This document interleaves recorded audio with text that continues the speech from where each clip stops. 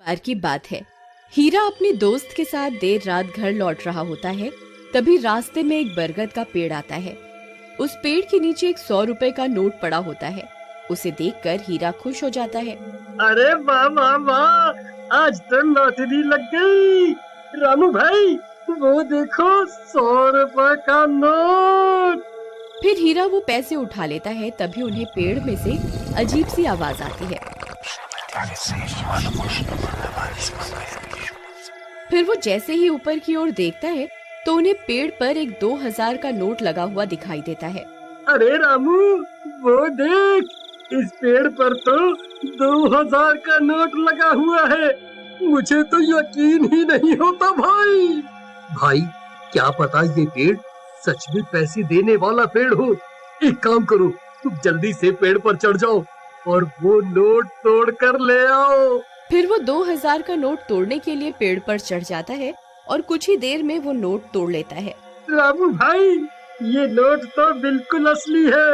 अरे वाह वाह वाह, आज तो मजा ही आ गया। चलो भाई, अब जल्दी से नीचे आ जाओ, कहीं कोई हमें नोट तोड़ते हुए ना देख ले।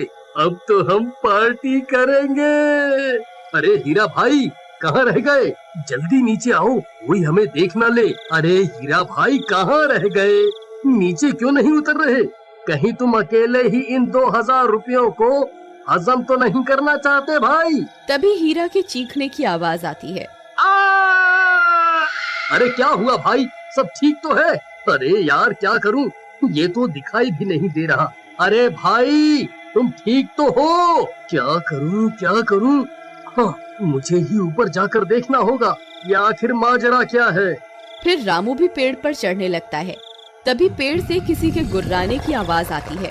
रामू वहीं रुक जाता है।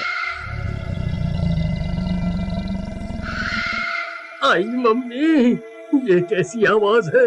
अरे कमबख्त हीरा, ये कैसी डरावनी आवाजें निकाल रहा है? मुझे पता है, तू अकेला ही इन 2000 रुपयों को हजम करना चाहता है। आई मम्मी, कौन है भाई? अरे हीरा, तेरा नाश मिटे कमबख्त।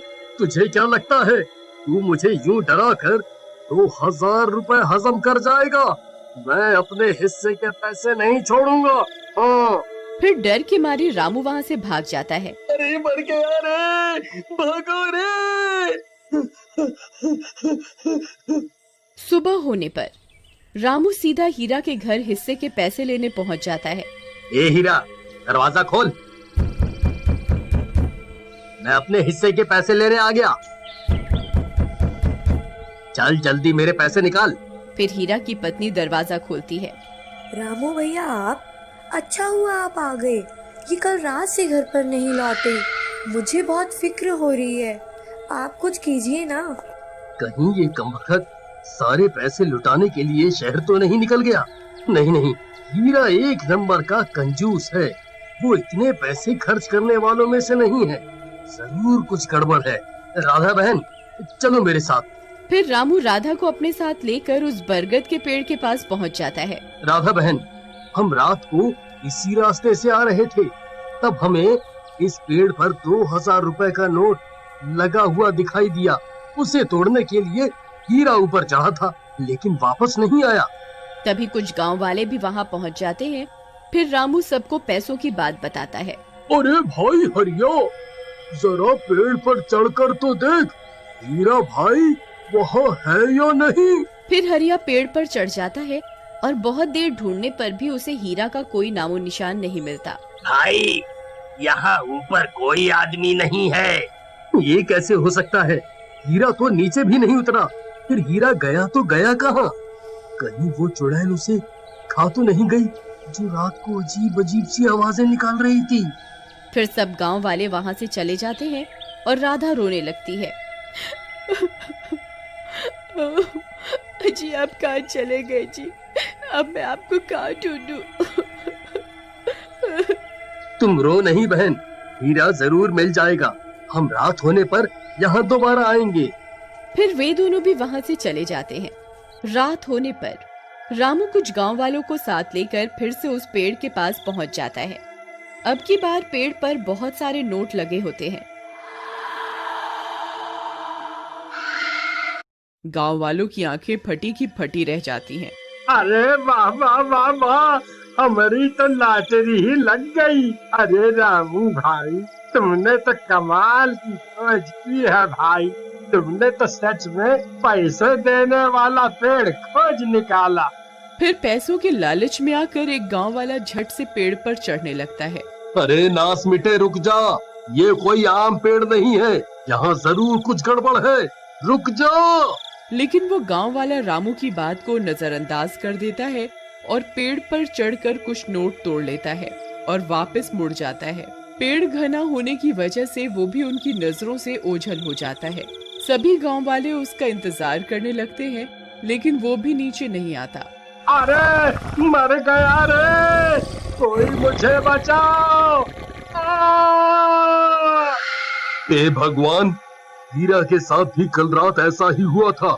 इस पेड़ पर जरूर कोई चुड़ैल है जो लोगों को अपने लालच में फंसा रही है। लेकिन भाई, अब क्या करें?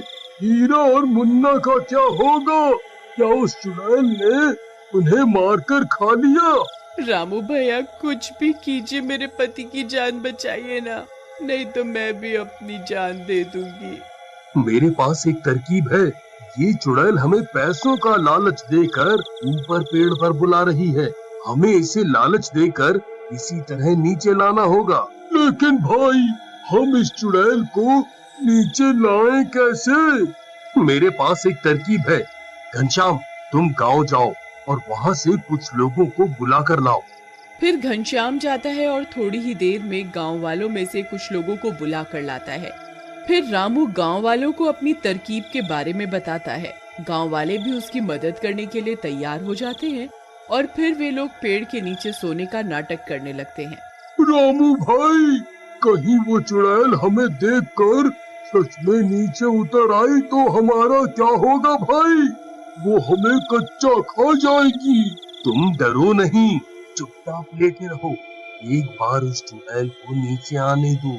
हमारे बहुत सारे साथी यहीं पास में छुपे हुए हैं। उसके नीचे आते ही हम सब मिलकर उसे पकड़ लेंगे। तुम्हारी तरकीब तो सही लग रही है भाई, लेकिन वो चुड़ैल हमसे ताकतवर निकली तो फिर क्या होगा भाई? भाई, आप लेटे रहो। अगर यूं ही शोर मचाते रहोगे तो नीचे उतरते ही वो सबसे पहले तुम्हें ही खाएगी। आई मम्मी, शुभ शुभ बोलो रामू भाई, अभी तो मेरी शादी भी नहीं हुई।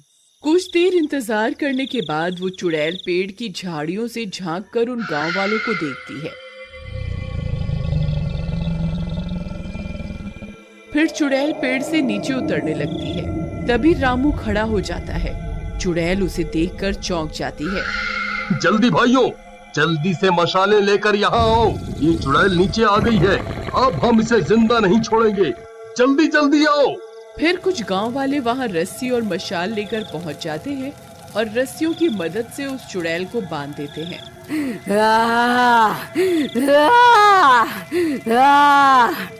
चुड़ैल, अब तू नहीं बचेगी। तू हम इंसानों को लालच देकर फंसाती थी ना। देख, आज हमने तुझे लालच देकर फंसा दिया। मुझे छोड़ दो, मुझे आपके हवाले मत करो। मैंने तुम्हारे किसी आदमी को अभी तक नहीं खाया है।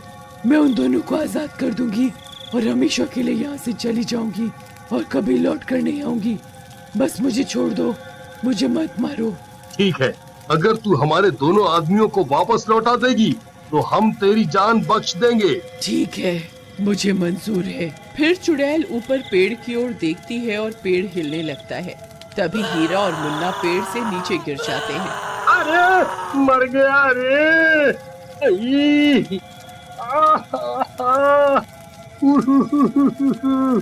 अरे हीरा भाई, तुम ठीक तो हो ना? हाँ भाई, मैं ठीक हूँ। मेरा लालच कुछ ज्यादा ही महंगा पड़ गया। फिर गांव वाले उस चुड़ैल को आजाद कर देते हैं और अपनी अपनी मशालों को पीछे कर लेते हैं और चुड़ैल वहां से गायब हो जाती है।